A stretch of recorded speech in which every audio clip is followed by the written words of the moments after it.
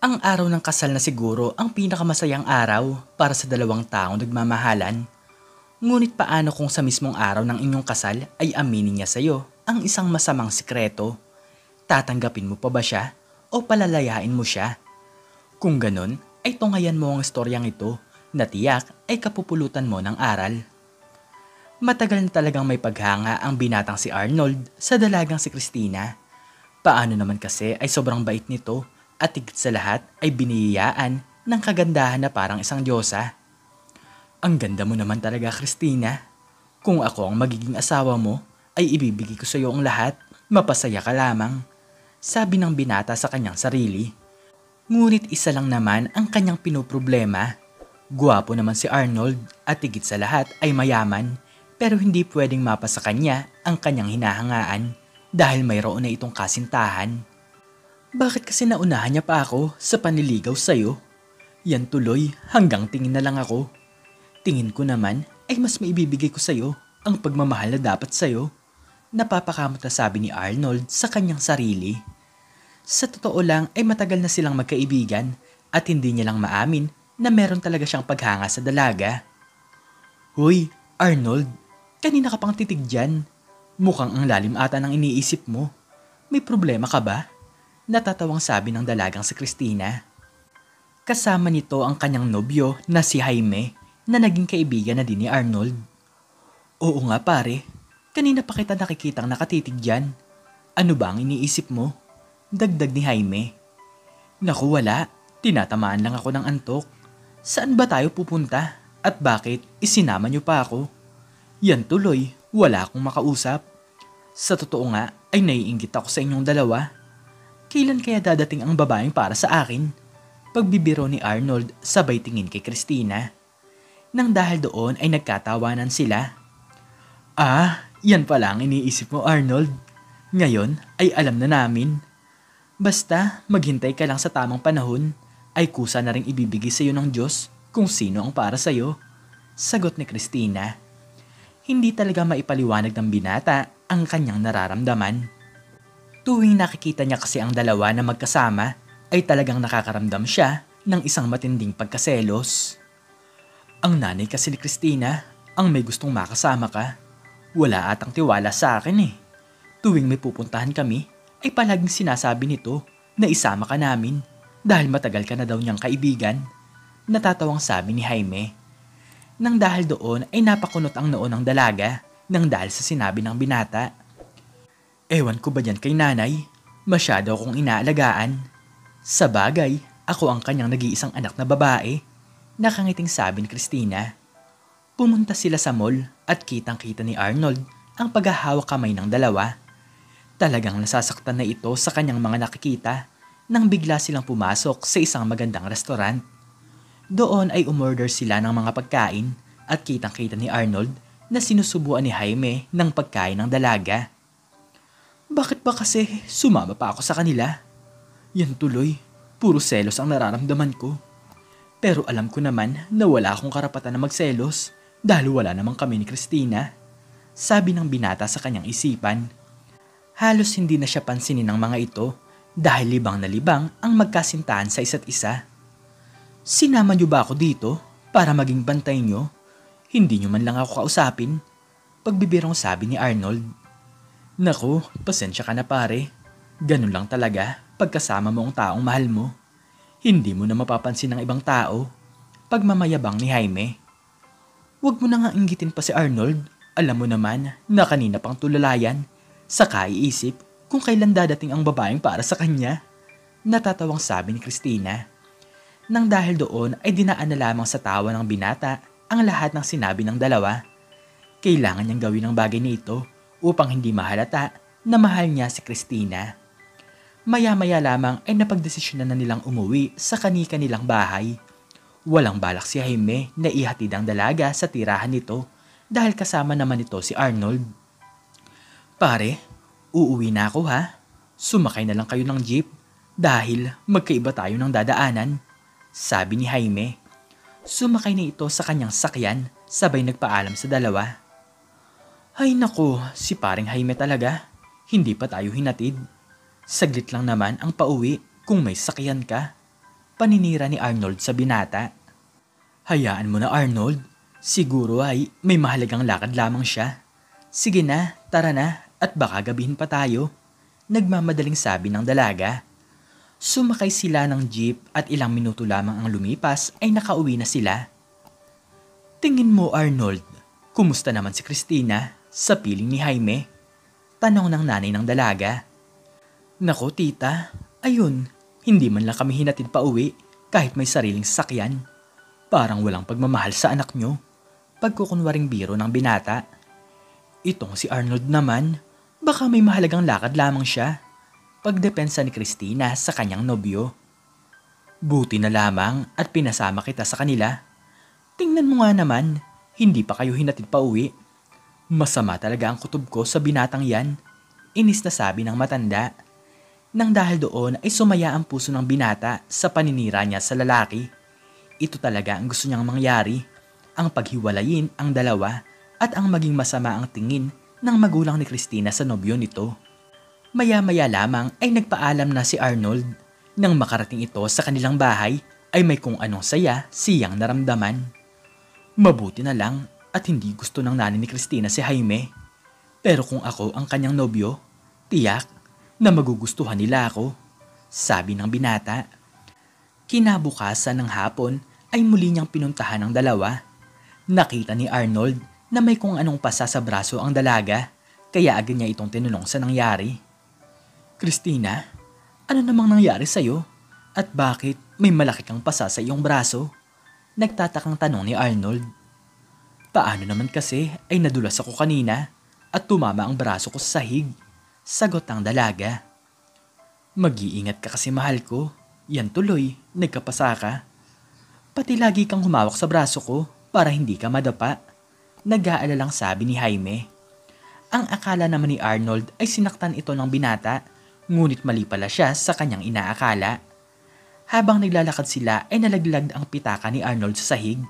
Nakita naman ito ng binata, kaya nagpaalam siya na kukunin niya lamang ito. Naku, pasensya na. Babalikan ko lang ang pitaka ko. Sige, magpatuloy lang kayo sa paglalakad, sabi ni Arnold sa magkasintahan. Ngunit habang pinupulot niya ang kanyang pitaka, ay narinig niyang sumigaw si Christina. Nagmamadali niyang binalikan ang mga ito upang malaman kung ano ang nangyari. Nakita niya si Christina na nasa sahig at tinutulungan ni Arnold na makatayo. May malaki itong sugat sa tuhod nang dahil sa pagkadapa. Ano ba naman kasi yan, Christina? Di ba ang sabi ko sa'yo ay kumapit ka sa braso ko para hindi ka madulas? Yan tuloy, pangalawang beses ka na tuloy nasaktan. Pangaral ni Jaime. Pasensya na mahal. Sige, kakapit na ako sa braso mo. Naluluhang sagot ng dalaga. Nang dahil doon ay nakahinga naman ng maayos ang binata dahil nadulas lang pala si Christina. Akala ko naman kung ano na ang nangyari. Kala ko ay may masamang tao na ang balak na gawan kayo ng masama. Napapakamot na sabi ni Arnold. Nang dahil doon ay natawa na lamang si Jaime sa kanyang sinabi.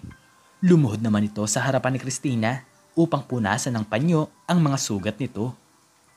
Sabi ko naman kasi sa'yo mahal ay palagi kang mag-iingat.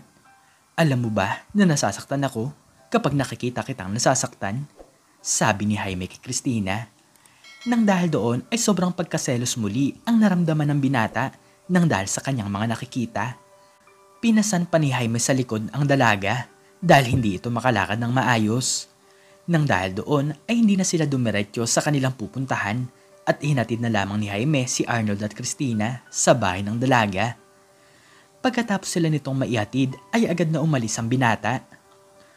Bakit ka naman may sugat anak? Si Jaime ba ang dahilan? Inis na tanong ng matanda. Kahit hindi si Arnold ang tinatanong ay ito ang sumagot sa nanay ni Christina. Naku, opo tita. Napakawalang kwenta talaga ng Jaime na yan. Hindi man lang iniingatan ng kaibigan ko. Sa kanya pa isinisisi kung bakit siya nadapa. Tingnan nyo, aminado siya na siya ang may kasalanan. Pagkahatid sa amin ay agad ding umalis para hindi nyo na maabutan. Pagpapaliwanag ng binata. Grabe ka talaga Arnold. Nay, ako po ang may kasalanan. Nadulas po kasi ako sa sahig, kaya po ako nagkasugat. Paliwanag ni Christina sabay tingin ng masama sa binata. Naku po anak, ayoko talaga sa binatang iyon. Hindi ka man lang iniingatan. Mabuti pa si Arnold, palagi siyang nandyan sa tabi mo. Bakit ba hindi siya ang iyong nagustuhan? Tanong ng matanda. Nang dahil doon ay masayang masaya talaga ang puso ng binatang si Arnold. Kinabukasan ay bumisita ang binatang si Jaime sa bahay ni na Christina. Ngunit hindi maganda ang nangyari dahil hinarap ito ng kanyang ina. Jaime, tatapatin na kita. Pero hindi kita gusto para sa aking anak. Kaya kung pwede lang ay hiwalayan mo na siya.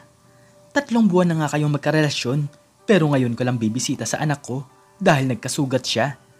At isa pa, hindi mo man lang siya maingatan. Galit na sabi ng matanda. Pasensya na po kayo. Pero si Christina naman po ang may kasalanan kung bakit siya nadapa. Bakit niyo sa akin isinisisi ang nangyayari sa kanya? Oo, tama. Ganyan talaga pag matatanda na. Hindi nakakapag-isip ng maayos. Walang galang na sabi ng binata. Nang dahil doon ay pinalayas ito ng nanay ni Christina. Narinig din naman ng dalaga na hindi man lamang nito iginalang ang kanyang ina. Kaya napagdesisyonan niya na hiwalayan na din ito. Nang malaman ni Arnold ang nangyari ay mas sumaya pa ito.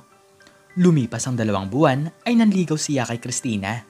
Sa una ay ayaw talaga ng dalaga sa kanya. Ngunit ang dahil sa kanyang pangulit ay natutunan na din siya nitong mahalin. Arnold, may gusto sana akong sabihin sa'yo. Nakayo kong sabi ni Christina. Kabang-kaba naman ang binata nang dahil doon. Maaari kasi siya nitong bastidin o kaya naman ay hindi sagutin. Pinapakaba mo naman ako. Ano ba yun? Tanong ng binata. Kasi Arnold, sinasagot na kita. Nakangiting sabi ng dalaga. Nang dahil doon ay sobrang saya talaga ng araw na ito para sa binata. Natupad na ang kanyang nais na mapasa kanya ang dalaga. Nang magkaroon sila ng relasyon ay ingat na ingat niya talaga ito. Hindi pinapabayaan sa lahat ng bagay at kahit na isang beses ay hindi nasaktan ng dalaga. Diba, sabi ko sa'yo ay si Arnold na lang ang piliin mo. Tingnan mo anak, sobrang bait niya at hindi ka pinapabayaan. Nakangiting sabi ng kanyang ina. Lumipas ang 1 taon ay napagdesisyonan ng dalawa na magpakasal. Ito na ata ang pinakamasayang pangyayari na mangyayari sa buhay ni Arnold. Ang makitang naglalakad, papalapit sa altar ang pinakamamahal niyang babae. Ngunit sa araw din na ito ay balak niyang aminin sa dalaga ang ginawa niyang paninira kay Jaime para mapaghiwalay ang dalawa. Umiiyak talaga ito dahil hindi niya alam kung ano ang magiging reaksyon ni Christina. Mahal, may aaminin ako sa'yo. Sinadya kong siraan si Jaime sa nanay mo para mapasa akin ka. Alam kong mali ang aking ginawa, kaya sana ay mapatawad mo ako. Nakayokong sabi ng binata. Nang dahil doon ay gulat na gulat si Christina, ngunit mas nagulat si Arnold sa sinabi nito. Alam mo mahal, nagpapasalamat nga ako ng dahil sa'yo. May aaminin din ako sa'yo pero huwag ka sanang magalit sa kanya. Sinasaktan ako ni Jaime. At ang mga pasa at sugat sa aking katawan ay siya ang may gawa. Pag-amin ng dalaga. At bakit naman? Naguguluhang tanong ni Arnold. Yung pasa ko sa braso ay nang dahil sa suntok niya. Hindi lang ako kumapit sa kanya ay agad na nag-init ang kanyang ulo at agad niya akong sinuntok. Yung akala mo naman na nadapa ako ay sadyang itinulak niya ako dahil ang bagal ko daw maglakad. Natatakot naman ako na magsumbong sa'yo. Dahil alam kong magagalit ka sa kanya. Naluluhang sabi ni Christina. Nang dahil doon ay nalaman ng binatang katotohanan. Sinabi din ng dalaga na sobrang swerte niya dahil nakawala siya sa piling ni Jaime nang dahil sa kanya. Maya-maya lamang ay natapos na ang kasal. Masayang-masayang dalawa sa kanilang buhay dahil mag-asawa na sila. Ang dating Christina Sanchez ay Christina Mercado na. Lumipas ang mahabang panahon ay hindi talaga siya pinapabayaan ng kanyang asawa. Nagkaroon sila ng magandang buhay at 2 mga anak. Nabalita na lamang nila na nakulong si Jaime nang dahil sa pananakit nito sa bago nitong nobya. Arnold, ang lahat talaga ng nangyayari sa mundong ito ay may dahilan, kaya salamat sa iyo dahil dumating ka sa buhay ko, sabi ni Christina. Maraming salamat din Christina At pangako ko sa'yo na mamahalin kita at hindi sasaktan. Sagot ni Arnold. Huwag mong madaliin ang pagmamahal. Baka hindi mo alam na nakakasama mo na pala ang tao na para sa'yo. Huwag mong saktan ng ibang tao kapag may hindi ka gusto.